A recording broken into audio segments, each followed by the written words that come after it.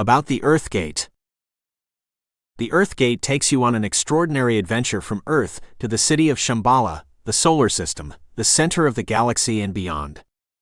Join the characters Ra-Sol-El, Qan Rahn, Master Sirius-Ra, Elohim Ha-ar-El, Sophia, Magdelena, and Yin-Dek as they venture through the cosmos and experience life in the fifth dimension. The Earth Gate is a journey through the portal of life filled with action, suspense, and love, as the characters discover multiple other dimensions and how to influence the physical world. Little do they know, there are beings known as the Slavers from Orion who will do anything to stop the reunification of planet Earth with the cosmos. Let the journey begin. Prologue. Stephen was an ordinary guy. He had a house with a beautiful wife, Amanda, and daughter, Lisa. Every day, he went to work in his job as an office assistant. Steve would wake up at 6 a.m., help Amanda get Lisa to school, and be at work by 8 a.m. sharp.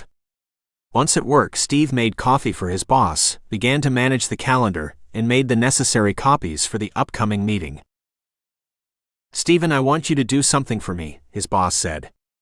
Stephen's boss, Henry Duddling, took an interest in the project at hand. Henry Duddling had gray hair with tints of white on the edges. Henry wore a business suit every day at work.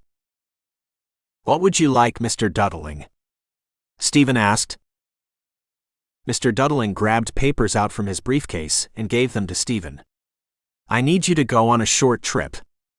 I want you to take these papers and take them to Mr. Hebert in the pharmaceuticals branch so we can complete the sale. You need to be in Rocky City in 3 hours. 3 hours? Stephen thought to himself. There is no way I can get to Rocky City in 3 hours with my car. Stephen kept to himself and took the papers from Mr. Duddling. Stephen knew this deal had to close. The pharmaceuticals branch Mr. Hebert worked for, Delphi Corporation, was a Fortune 500 company with many large government vendors. It was a lucrative business, successful in sales to hospitals and pharmacies worldwide. Getting this deal done would be one less headache Stephen would have to worry about. Stephen would be the star at his workplace, beginning and fulfilling contracts with ease. The go-to man. It had a ring to it. 3 hours. He kept thinking of the time as his heartbeat accelerated. Stephen's brow started to sweat. Quickly he walked down the stairs and out to his car. His car was a red Mustang Cobra. It had the horsepower to make the trip. Stephen put the briefcase full of documents in the trunk. Rocky City was on the other side of the mountains. Nestled at the base of the mountains, it had a population of 1 million. It was winter and the mountain passes were closed. Traffic was routed around the mountains via Interstate 45, which was 3 hours from the town of Bantham where he lived. Vroom. The engine shook after the key went in the ignition. Ready to go. Stephen stepped on the gas pedal and drove out of the business compound. Got to get to the highway fast, he thought. Stephen drove through back roads to reach the highway the quickest. Red lights. Oh great. Stephen needed to get there, and didn't need this annoyance. Finally, after some delay, Stephen got on the interstate and floored the gas pedal. Swerving rapidly in and out of traffic, he managed to make up lost time. I have to be careful. The cops are out patrolling for speeders. Stephen called Amanda using his hands-free device in the car. Hi darling, I have to be on the road tonight. Why? Amanda asked. I have to get this information to Mr. Herbert in Rocky City to close the deal. Oh okay, be careful honey. Lisa drew something for you. You can see it when you come back. Stephen hung up the phone and continued to drive. The sun was setting and the rays glistened against the asphalt.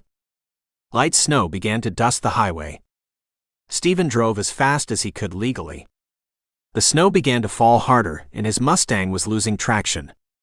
I have to get beyond the mountains. The car drove rapidly south. The car drove on a patch of shaded road through a forest when suddenly the traction control engaged. The wheels spun swiftly, but the car was moving in a different direction. The car slid over a patch of black ice and spun very fast in a circle. Stephen grabbed the wheel and attempted to return the car back to driving in a straight line, while images of the forest and highway flashed before his eyes. His heart beat faster, sweat poured down his brow, blood flushed his face.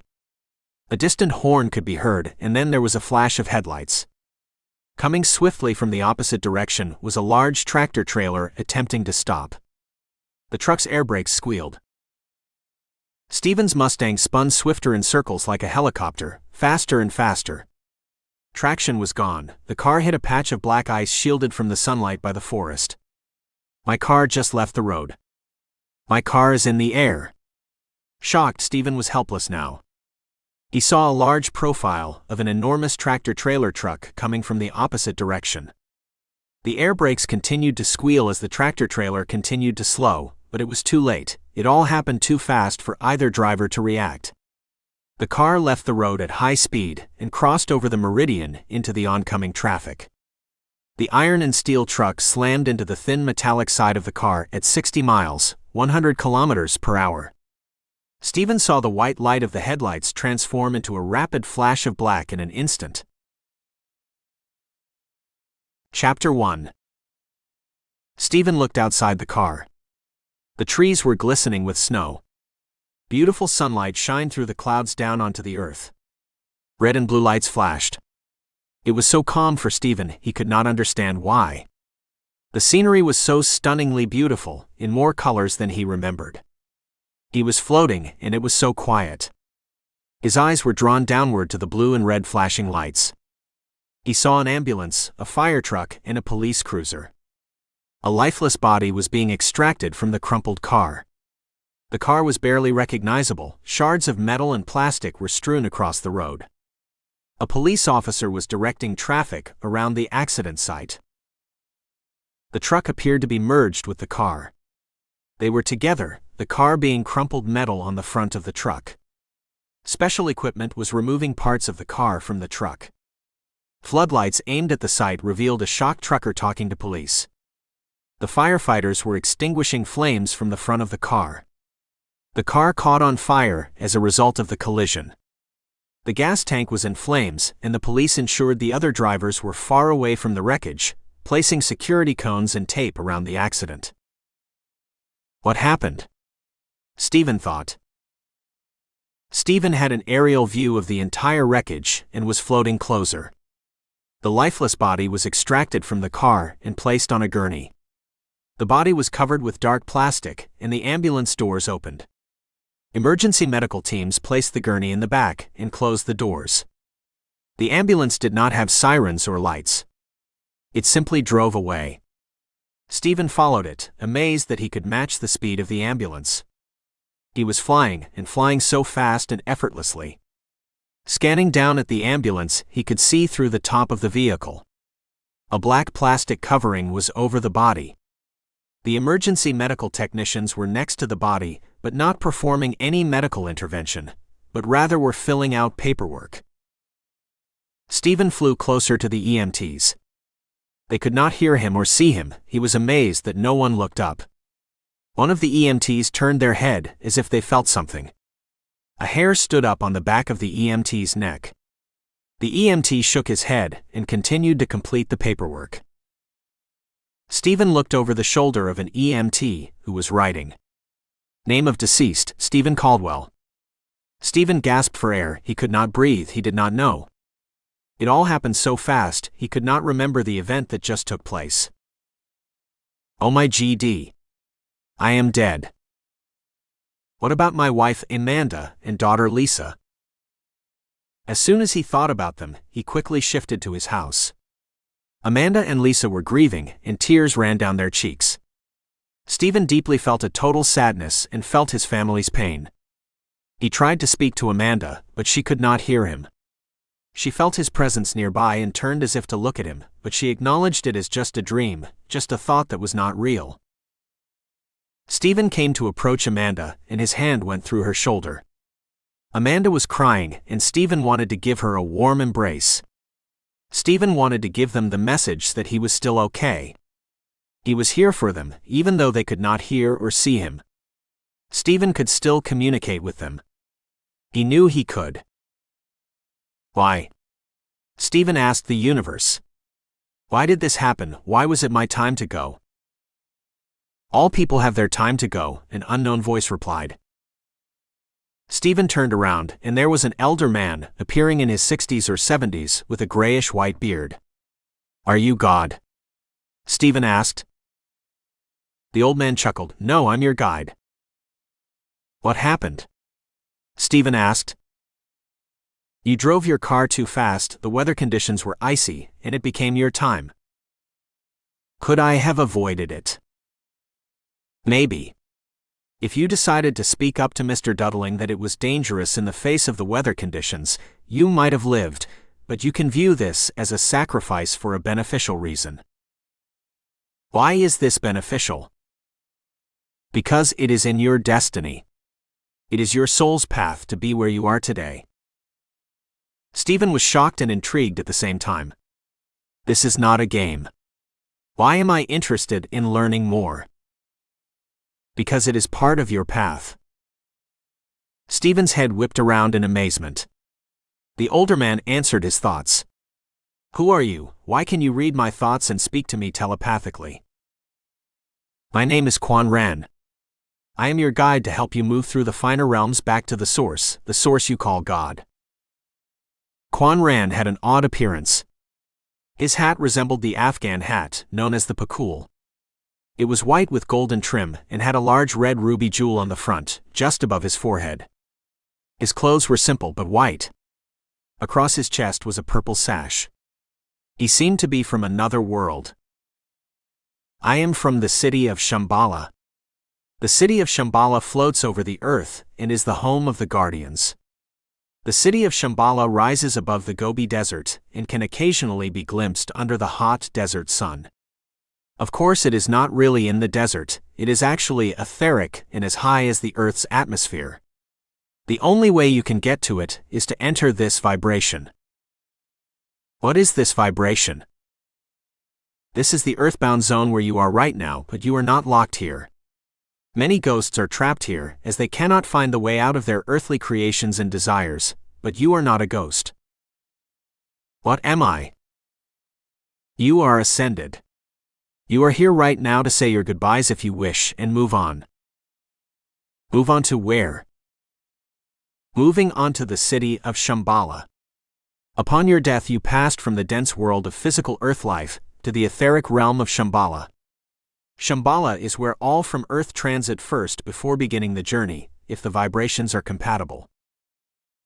Compatible? Tell me more. The City of Shambhala can only be entered through the point of love. Love is the vibration necessary to see the city and find its golden gates. When you are ready to begin, we can go there. Wait, I have to say goodbye first. Of course, you have an infinite amount of time.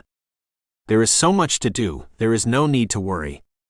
When you need further help, call upon me and I can bring you home, Qan Rahn said. A portal of light appeared out of the air, and Qan Rahn stepped inside. With a flash he was gone. Stephen returned to the sad home of his former wife and child. He was very sad, but could not dwell here forever. He shifted suddenly ahead, in time to his funeral. The pallbearers carried his casket into the church. In the front pew, Amanda and Lisa were crying. They were wearing black. Stephen's brother and sister were also present in the audience. Many people wrote their last respects into the guest book. Stephen's brother gave a goodbye speech. Stephen floated over the audience and could see everything. The feelings were very intense and he knew all of the feelings and thoughts in the entire room. Stephen was everything. The sadness gripped his heart. He flew close to Amanda and Lisa. You both were always my loves. I miss you very much and please know that I love you and always will, he said telepathically. The pain of loss from those on the physical side was so painful and intense he had to depart. He had said his goodbyes. Leaving physical Earth was very hard for him. Stephen cherished his family and the support he provided them. Great memories flashed before his eyes. Amanda at their wedding, looking beautiful and kissing him softly on the lips. Lisa being born, and the great gratitude they both had for their young daughter. Lisa going to preschool and beginning to count and read.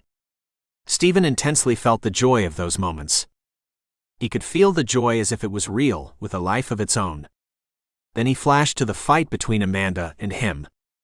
Stephen was taking on too many work responsibilities and not spending enough time with his family. The intense pain of that moment was also felt as a hardening of his heart. He couldn't breathe. The flashes were so intense. Stephen could see Lisa's grandchildren and Stephen's own birth. He could see his parents' births. Stephen zipped back and forth between time. He could hear every word spoken, understand every thought, and feel every emotion. It was all so intense. It was a life review and more. Every act of love he ever had in his life lifted him up further. With every painful moment without love, he sunk like a stone in water. I have seen it all. Now I must go. There is more than this. Suddenly, Stephen found himself floating away from the funeral, away from the house, away from Earth. Stephen headed toward the stars, watching the Earth fall away as he left the atmosphere. The sun was an amazing sight, full of golden light. The flares burst with radiance, and the hues were transformed from gold into the colors of the rainbow. The rainbow light flowed from the sun into the planets. The planets flew around the sun in synchronous orbits.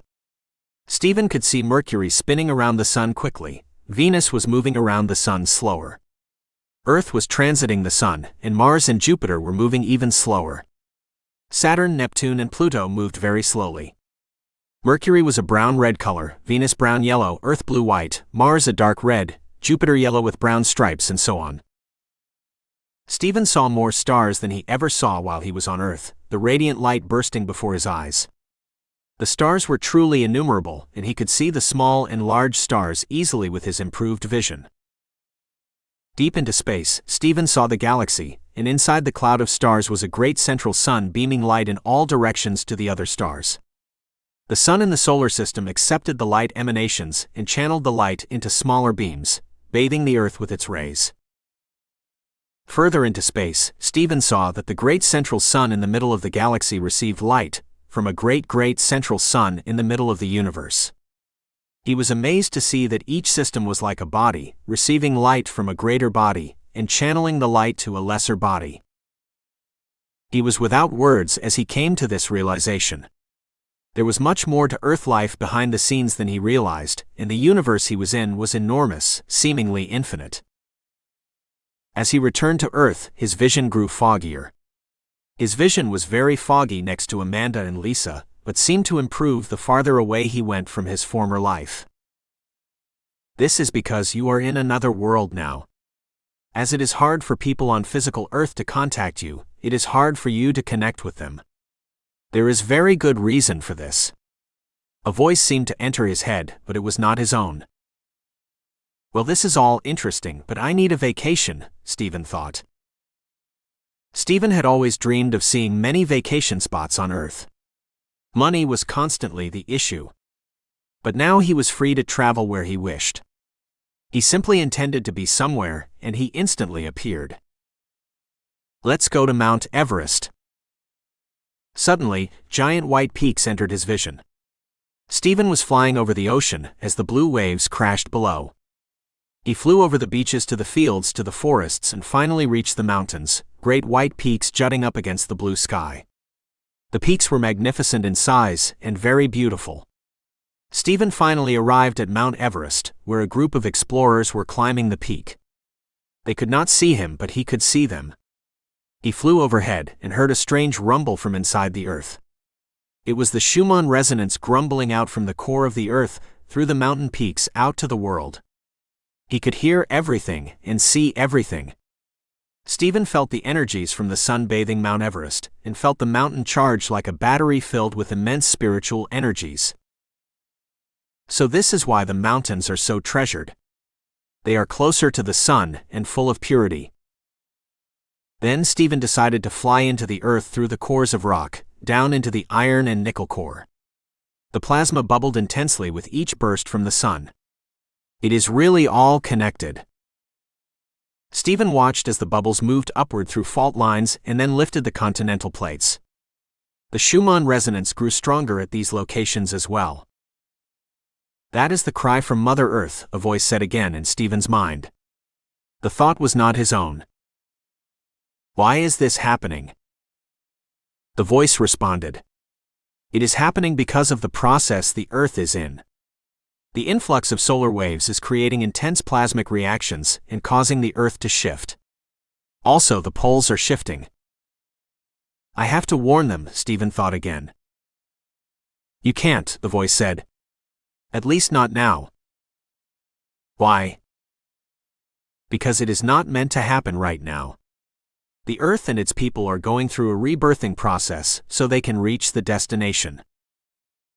What is the destination? Shambhala, the voice declared. Why don't they know about Shambhala? Because it is for them to discover on their own. They have free will, which must be honored so they can make choices to experience. Okay, I understand, at least a little, Stephen thought as he raced away from the center of the Earth, across the great oceans and beautiful snowcaps, over fields containing running herds of animals, across cities filled with people. It was a great trip across Earth. This is exciting, and I always dreamed of this adventure, but there must be more. I admit I am bored, Stephen thought again. Remember, the voice said in his head. Qan Rahn, where are you? I want to go to Shambhala. Stephen shouted. A portal swiftly appeared. With a flash of light, Qan Rahn exited the portal. Welcome home, Yin Dek. Who? Stephen asked. About the author. Chris Komish is a Reiki master, teacher, white magician, and priest in the Order of Melchizedek. He is known as Qan Dek from Shambhala and the stars of Sirius, Pleiades, and Arcturus. He is a member of the 7th Ray Ashram of Saint Germain. His teachers are Saint Germain, Sanat Kumara, the Lord of Sirius, Lord Melchizedek, and Archangel Metatron. Qan Dek is his spiritual name, which Qan is derived from Quan Yin, which means compassionate one, and Dek is short for Melchizedek, the guiding spiritual order of the ages. He is the founder of the City of Shamballa social network at http://www.cityofshamballa.net. And his videos can be watched at his YouTube channel Oneness and Love at http://www.youtube.com/user/onenessandlove. Chris Komish had a profound ascension experience in 2009, which was the inspiration for this book.